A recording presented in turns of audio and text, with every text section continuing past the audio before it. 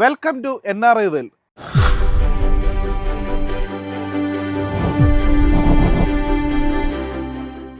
US, UK, Canada, Australia എന്നിവിടങ്ങളിൽ പഠനത്തിനെത്തുന്ന അന്താരാഷ്ട്ര വിദ്യാർത്ഥികളുടെ എണ്ണം കുറയുന്നു. കർശനമായ വിസ നയങ്ങൾ, ഉയർന്ന ജീവിത ചിലവ്, പരിമിതമായ തൊഴിലവസരങ്ങൾ എന്നിവ തിരിച്ചടിയായി.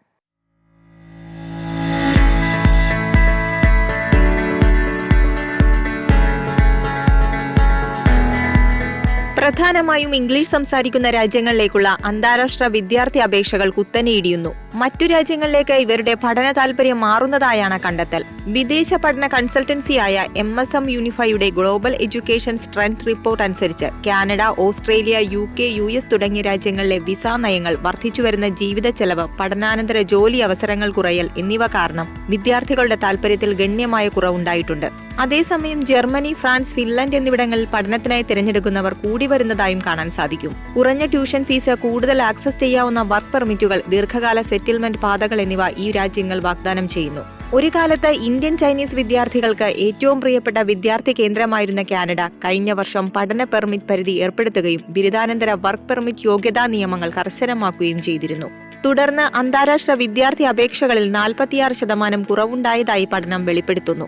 അന്താരാഷ്ട്ര തലത്തിൽ വിദ്യാർത്ഥി പ്രവേശനം കുറയുന്നത് വരുമാനം കുറയുന്നതിനും പ്രാദേശിക സമ്പദ് വ്യവസ്ഥയിലേക്കുള്ള സംഭാവനകൾ കുറയുന്നതിനും കാരണമാകുന്നു. അടുത്തിടെ യൂറോപ്പിലെ ഗവൺമെന്റുകൾ പുരോഗമനപരമായ കുടിയേറ്റ നയങ്ങളിലൂടെയും സാമ്പത്തിക പ്രോത്സാഹനങ്ങളിലൂടെയും ആഗോള പ്രതിഭകളെ സജീവമായി ആകർഷിക്കുന്നു. കുറഞ്ഞ വേതനവും കഠിനമായ തൊഴിൽ സംസ്കാരവും കാരണം ജപ്പാനിലെ യുവാക്കൾ ടൂറിസം ജോലികൾ ഉപേക്ഷിക്കുന്നു. രാജ്യത്തെ സമ്പദ് വ്യവസ്ഥയ്ക്ക് നിർണായകമായ വ്യവസായത്തിൽ തൊഴിലാളി ക്ഷാമം രൂക്ഷം.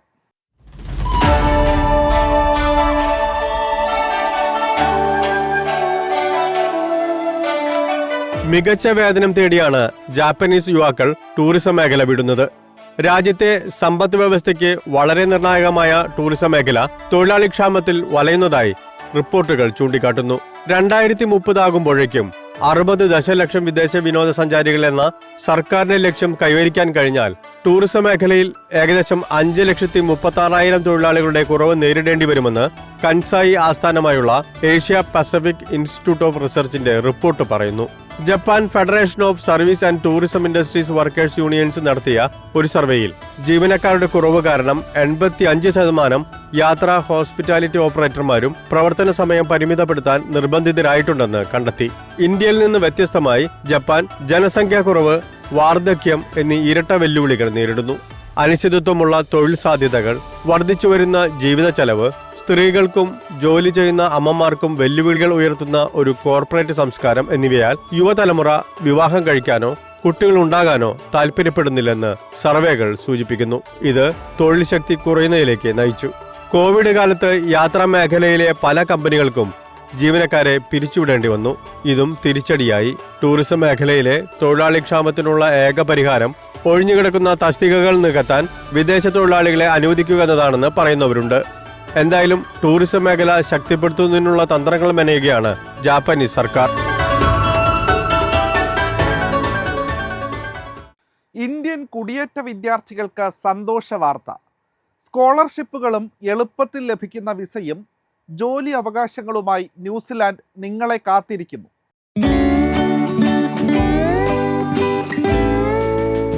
സ്കോളർഷിപ്പുകൾ, ലളിതവൽക്കരിച്ച വിസ നയങ്ങൾ, പഠനാനന്തര ജോലി അവസരങ്ങൾ എന്നിവ വാഗ്ദാനം ചെയ്ത് ഇന്ത്യൻ വിദ്യാർത്ഥികൾക്ക് ഏറ്റവും മികച്ച പഠന കേന്ദ്രമായി ന്യൂസിലൻഡ് വളരുകയാണ്. കഴിഞ്ഞ വർഷം വിദ്യാർത്ഥികളുടെ എണ്ണം 95,000 മുതൽ 1 ലക്ഷം വരെ വർദ്ധിച്ചതായാണ് കണക്കുകൾ സൂചിപ്പിക്കുന്നത്. താങ്ങാവുന്ന വില, കുറഞ്ഞ ട്യൂഷൻ ഫീസ്, ആരോഗ്യ സംരക്ഷണം, IT തുടങ്ങിയ പ്രധാന മേഖലകളിലെ വർദ്ധിച്ചുവരുന്ന തൊഴിൽ സാധ്യതകൾ എന്നിവ മറ്റ് പഠന കേന്ദ്രങ്ങൾക്ക് അനുയോജ്യമായ ഒരു ബദൽ മാതൃകയായി ഈ രാജ്യത്തെ മാറ്റുന്നു. ഉയർന്ന വിജയം നേടുന്ന ഇന്ത്യൻ വിദ്യാർത്ഥികൾക്ക് $10,000 സ്കോളർഷിപ്പുകൾ രാജ്യം അടുത്തിടെ പ്രഖ്യാപിച്ചിരുന്നു. ആഗോള പ്രതിഭകളോടുള്ള സർക്കാരിന്റെ പ്രതിബദ്ധതയെ പ്രതിഫലിപ്പിക്കുന്നതാണിതെന്നാണ് വിദഗ്ധരും സൂചിപ്പിക്കുന്നത്. കോവിഡിലുണ്ടായ ഇടിവെല്ലാം തരണം ചെയ്ത് വിദ്യാഭ്യാസ കേന്ദ്രമെന്ന നിലയിൽ ന്യൂസിലാൻഡിന്റെ പദവി ശക്തിപ്പെടുമെന്നാണ് പ്രതീക്ഷ.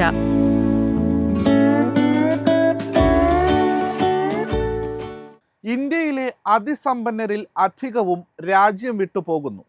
മെച്ചപ്പെട്ട ജീവിത സാഹചര്യവും ബിസിനസ് അന്തരീക്ഷവുമാണ് ഇന്ത്യക്കാരെ വിദേശ രാജ്യങ്ങളിലേക്ക് കുടിയേറാൻ പ്രേരിപ്പിക്കുന്നത്.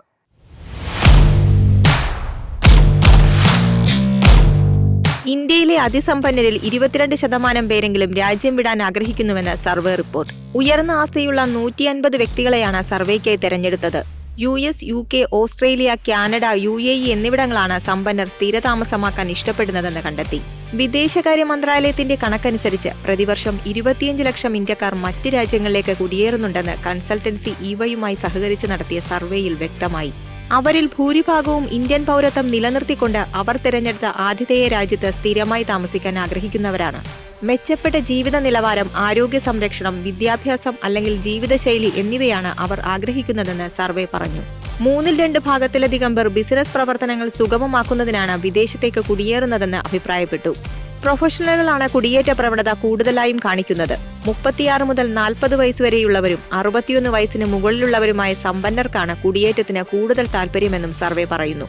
2023 2.83 ലക്ഷം ഇന്ത്യക്കാരെ ഉയർന്ന ആസ്തിയുള്ളവരായി കണക്കാക്കാം. ഓരോരുത്തരുടെയും ആസ്തി 25 കോടി രൂപയിൽ കൂടുതലാണെന്നും അവരുടെ മൊത്തം സമ്പത്ത് 2.83 ട്രില്യൺ രൂപയാണെന്നും സർവേ വ്യക്തമാക്കുന്നു.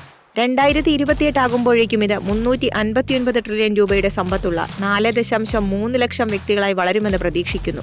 ഉയർന്ന ഉപഭോഗം, ജനസംഖ്യാശാസ്ത്രം, ശക്തമായ സാമ്പത്തിക വളർച്ച തുടങ്ങിയ ഘടകങ്ങൾ ഈ വിഭാഗത്തിന്റെ വളർച്ചയ്ക്ക് സഹായകമാകുമെന്ന് സർവേയിൽ വ്യക്തമാക്കുന്നു. മലയാളികൾ ഉൾപ്പെടെയുള്ള പ്രവാസികൾക്ക് സന്തോഷ വാർത്ത. ഒമാനിൽ സർക്കാർ സ്വകാര്യ മേഖലകളിൽ നിരവധി തൊഴിലവസരങ്ങൾ. ഒമാനിൽ മിനിമം വേതനം 400 റിയാലായി നിശ്ചയിക്കാൻ തീരുമാനിച്ചത് പിന്നാലെ തൊഴിലവസരങ്ങൾ പ്രഖ്യാപിച്ചിരിക്കുകയാണ് തൊഴിൽ മന്ത്രി doctor Muhammad bin Said bin Ali. ഈ വർഷം ഏകദേശം 45,000 പേർക്ക് തൊഴിൽ നൽകാൻ സാധിക്കുമെന്നാണ് കണക്കുകൂട്ടുന്നത്. സർക്കാർ മേഖലയിൽ ഏകദേശം 10,000 തൊഴിലവസരങ്ങളും സ്വകാര്യ മേഖലയിൽ 24,000 തൊഴിലവസരങ്ങളും സൃഷ്ടിക്കും. റിയാദ് കാർഡുകൾ കൈവശമുള്ള ചെറുകിട ഇടത്തരം സംരംഭങ്ങൾ, വലിയ കമ്പനികൾ, സ്റ്റാർട്ടപ്പുകൾ, ഫ്രീലാൻസ് ജോലികൾ, സർക്കാർ കമ്പനികളിലുള്ള താൽക്കാലിക കരാറുകൾ എന്നിവയ്ക്കുള്ള പിന്തുണ കൂടുതൽ ഉറപ്പാക്കും.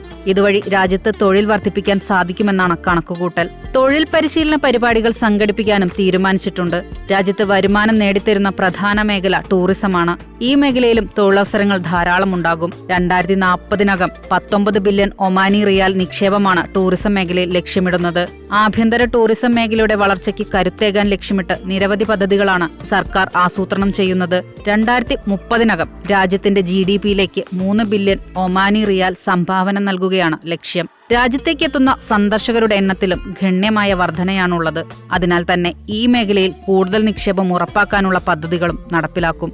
മലയാളികൾ ഉൾപ്പെടെയുള്ള പ്രവാസികൾക്ക് ഇതുവഴി കൂടുതൽ തൊഴിലവസരം ലഭിക്കുമെന്നാണ് പ്രതീക്ഷ.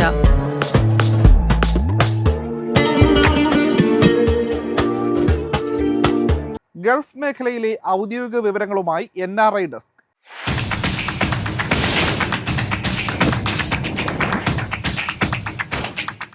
ഇന്ത്യക്കാരായ ബ്ലൂ കോളർ ജീവനക്കാർക്ക് ലൈഫ് ഇൻഷുറൻസ് നൽകുന്നതിന് ദുബായ് നാഷണൽ ഇൻഷുറൻസ് കമ്പനിയുമായി ഇന്ത്യൻ കോൺസുലേറ്റ് ധാരണയായി.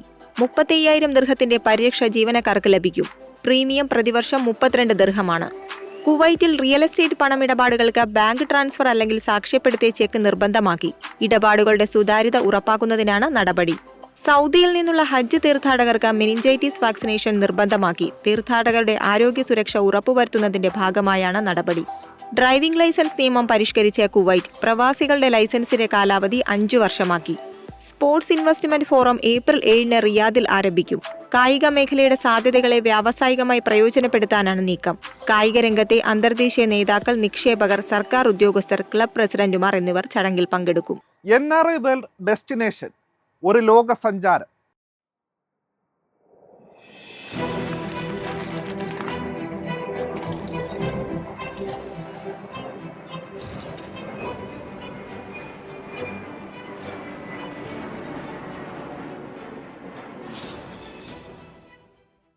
ലോകത്തിൽ വെച്ച് ഏറ്റവും മികച്ച വനയാത്ര ഏതാണ്?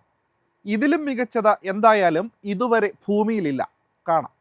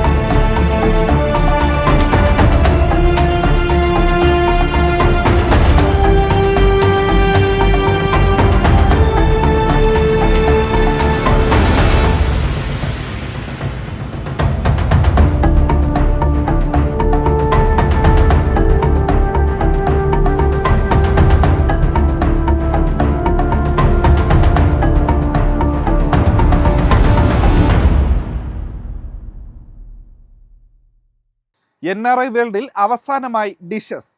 പല നാടുകൾ, പല രുചികൾ.